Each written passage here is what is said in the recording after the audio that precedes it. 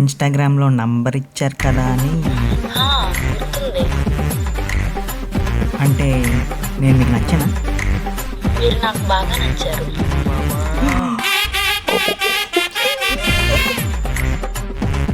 అయితే ఇక నుంచి నేను సింగిల్ అయితే కాదు కదా?